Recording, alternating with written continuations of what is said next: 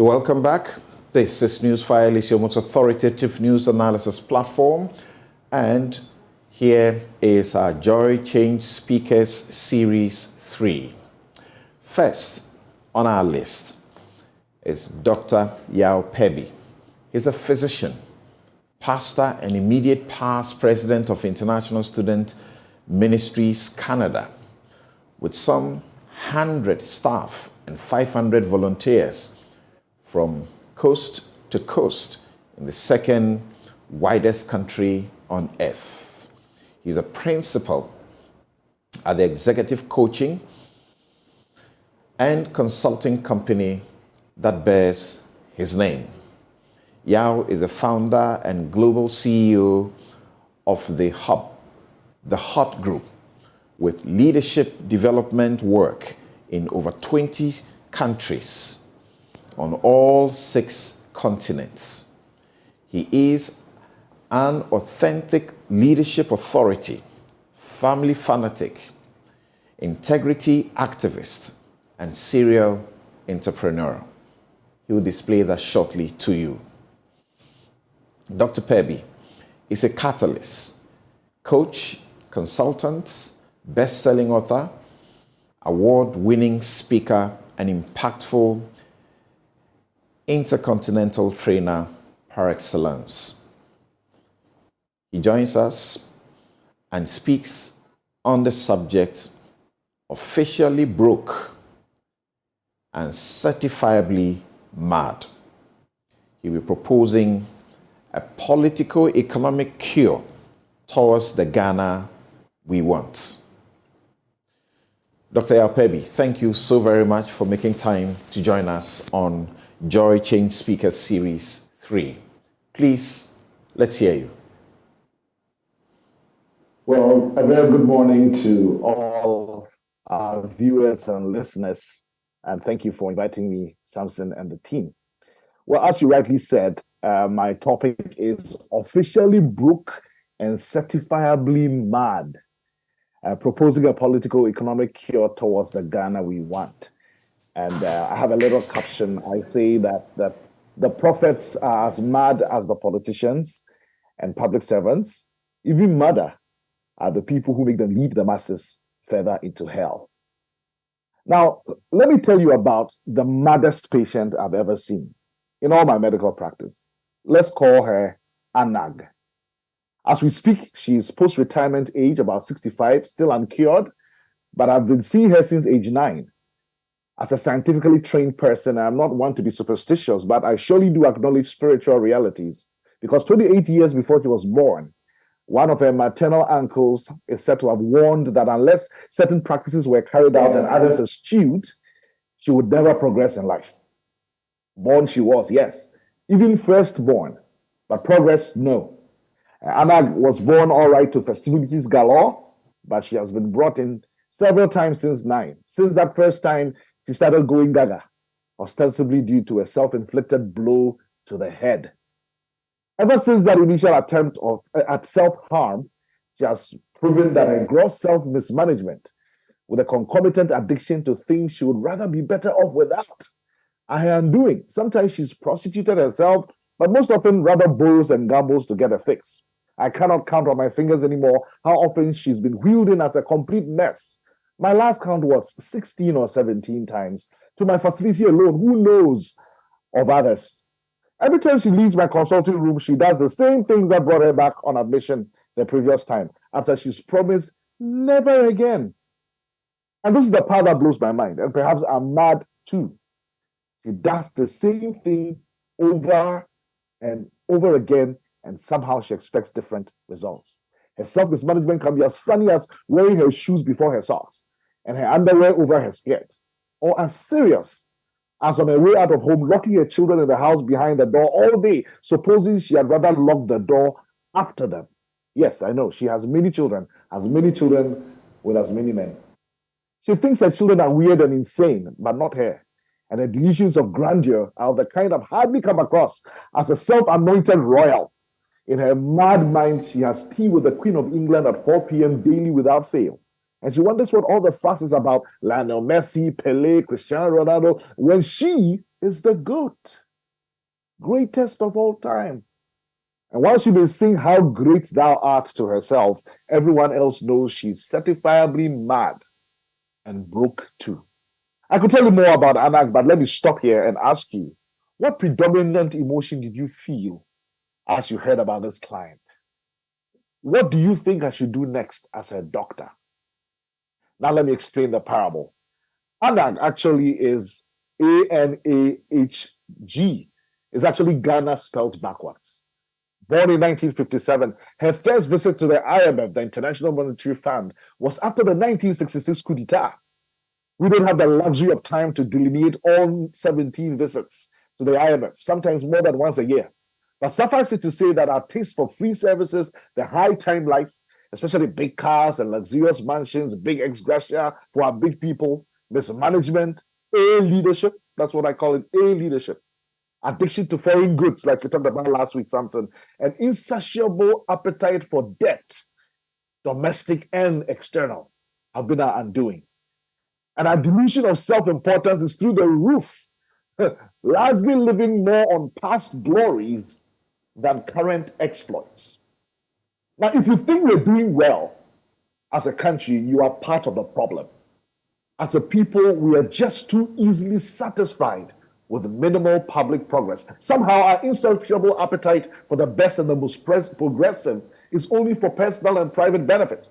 Believe it or not, it was in 1929 in the Gold Coast, nearly 3 decades before independence, that Dr. Efremamu warned us about greed, selfishness, and conceit in Yenara Sasini. Think about it. Samson, he composed it in 1929. Even before we became Ghana, all the signs were there. Now let me define delusion. Why are we mad? Why is this doctor saying we are mad? The definition of insanity is doing the same thing over and over again and expecting a different result. Most famously attributed to Albert Einstein and to other individuals and groups like Alcoholics Anonymous, there is no substantive evidence that Einstein wrote or spoke that statement. While we cannot agree on who formed that definition of madness, we can agree that the diagnosis is sound.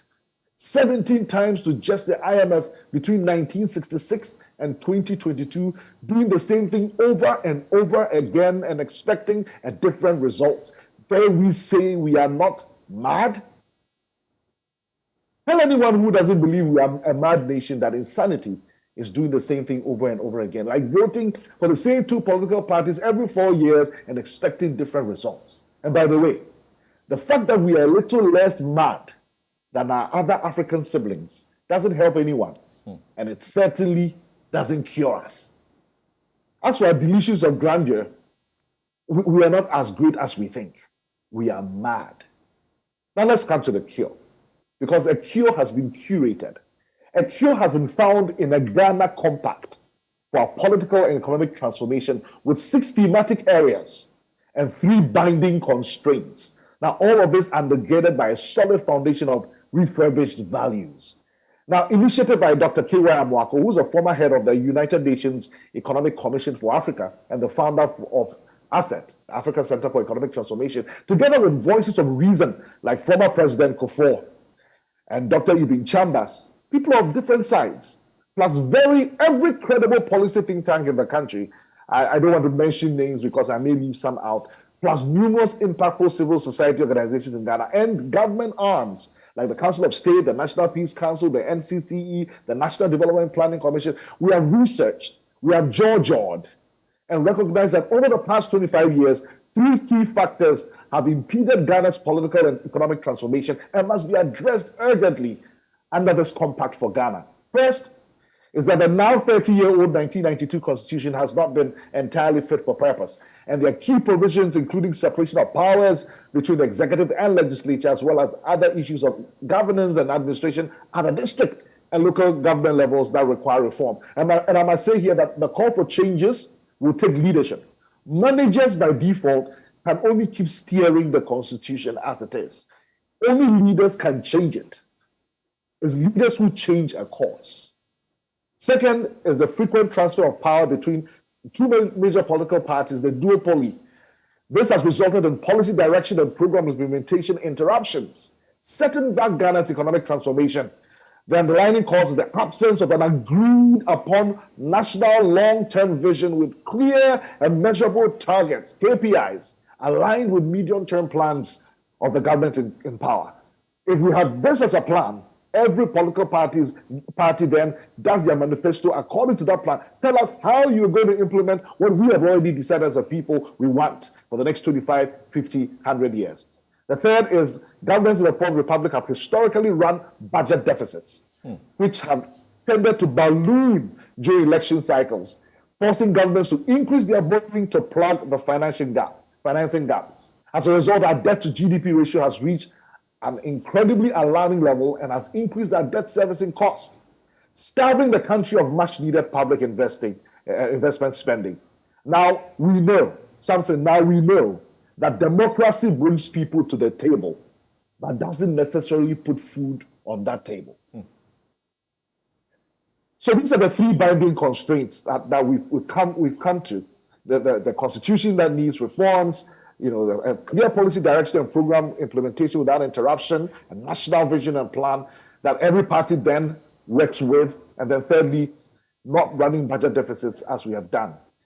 Now, consistent with the United Nations Sustainable Development Goals and Ghana's commitments under the African Union's Agenda 2063, there are 6 key focus areas, and I'm not going to elaborate on them because of time. There's going to be a written version of this people can refer to. Over the next 25 years, these 6 thematic areas are the game plan. Number 1, education and skills for the future of work. We must expand access and improve the senior high school quality, as well as balance the supply and demands of skills, all kinds of skills. And I'm glad Constance is here to talk about that too. Number 2, youth leadership empowerment. We must nurture and harness the strong interest of young Ghanaians in contributing to the country's development by engaging them in policy formulation and giving them a platform for their voices to be heard. The third area is a healthy and productive labor force, establishing effective health institutions, and I speak that as a doctor, robust insurance schemes, stronger maternal, child, and adolescent health policies, and better hygiene and treatment conditions will quickly and vastly improve health outcomes. Number 4, private sector-driven transformation, and there's a huge technology part in there. Businesses continue to be held back by out-of-date regulation. I've been trying to register 2 or 3 businesses the last few months, and it's been a headache. Lack of reliable basic services, appropriate investments in infrastructure alongside technology and regulatory reforms can create a more conducive environment and competitive business environment. Number 5 is gender equality as a moral and economic imperative. And I say this especially as a guy, as a man for she's, as a man for women. Ensuring women's equal voice and participation in society, politics, and the private sector is a necessary precursor for our political and economic transformation. What is the sense in having a bird with 2 perfectly healthy wings, only trying to fly 1 wing? It does not make sense.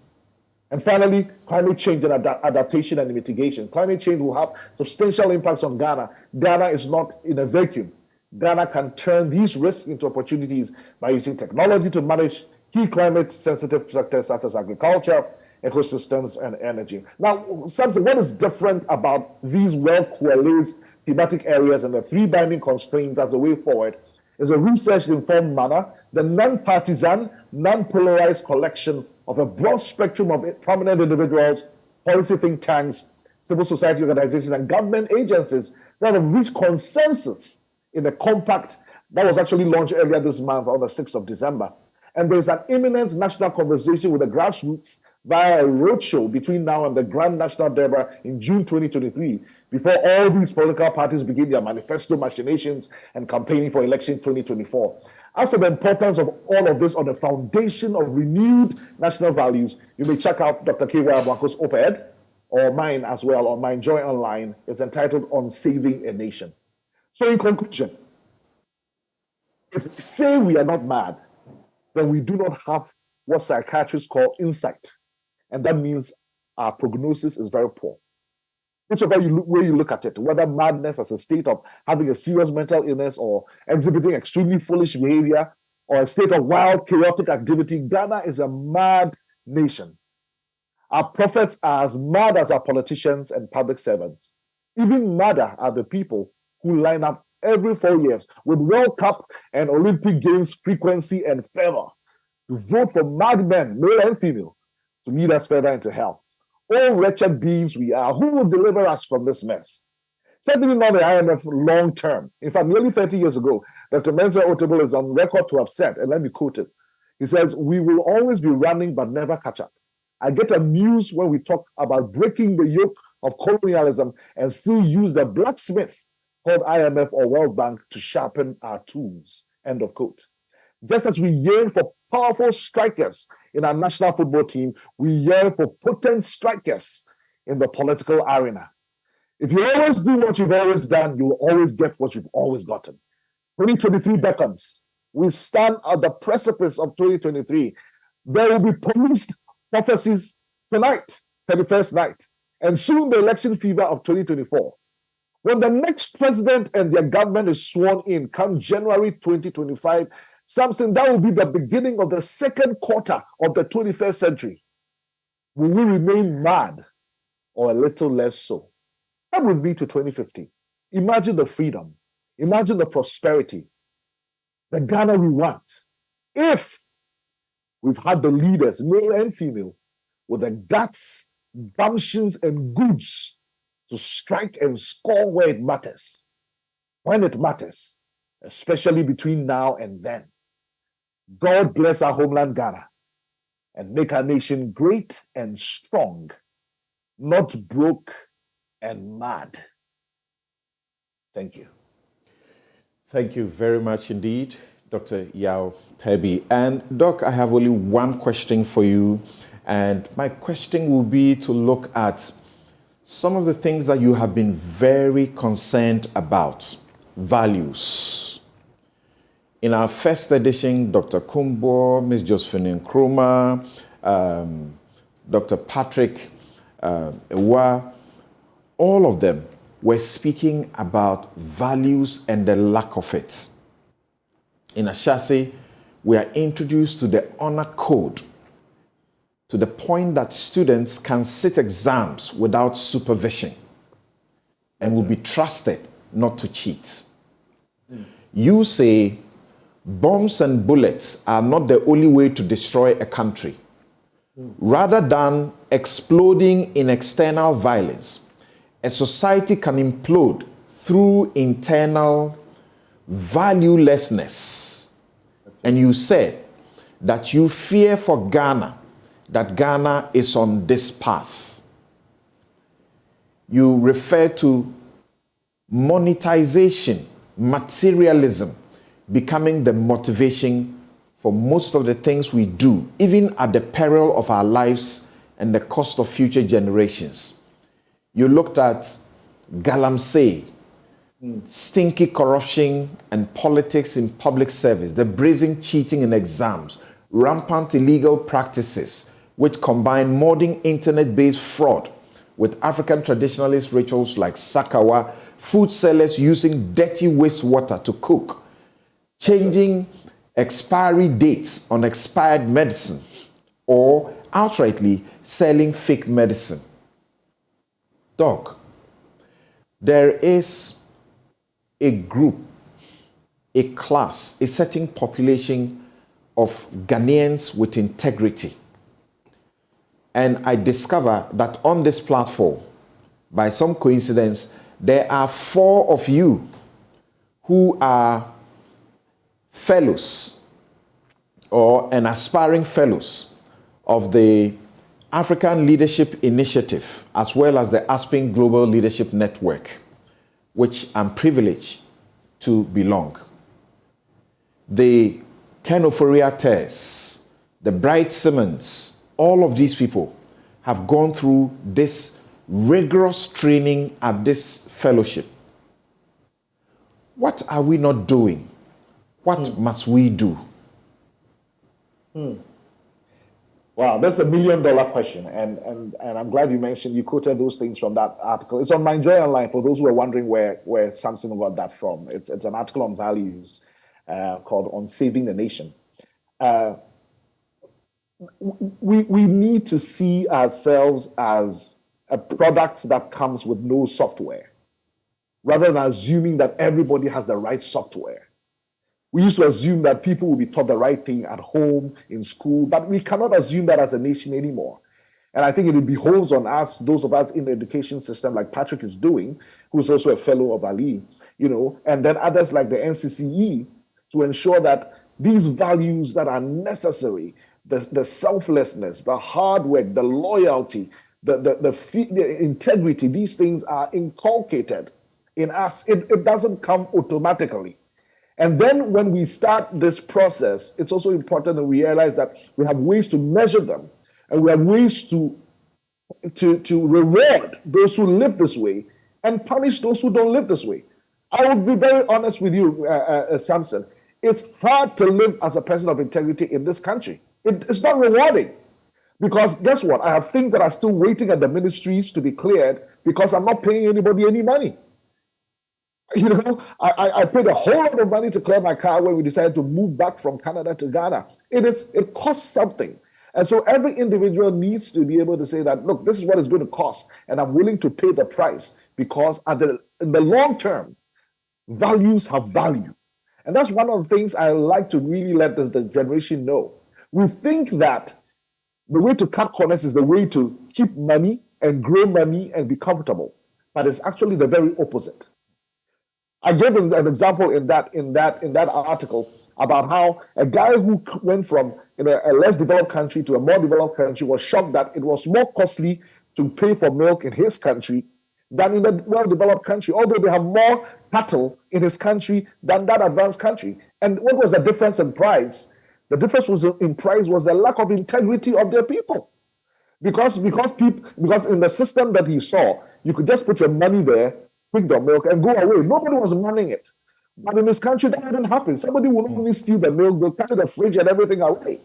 And so the cost of getting security, the cost of getting locks, the cost of getting CCTV cameras and all of that was increasing the cost of a bottle of milk. Right. So when will we realize this? So yes, we need to inculcate in our educational system, also in our parenting, and all of us, many of us here are parents. I have 7 children in our parenting, but also have the reward system, rewarding those living this way and punishing those not living this way. Otherwise, at a point, everybody throws their hand in the air and says, let's all do it.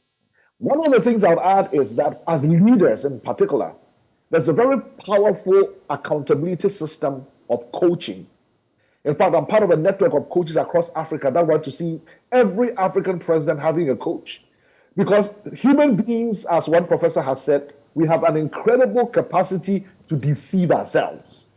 And it usually takes somebody else, even somebody like Kenneth Oriata, needs a coach who will tell him that, yes, you have been through Aspen, you are an Ali fellow, but what you're saying here is contrary to what we taught you there. Right. All of us need somebody who will hold us accountable. Thank you. Thank you very much, Dr. Yaw Perbi, and God bless you for what you are doing, particularly for the youth of this country.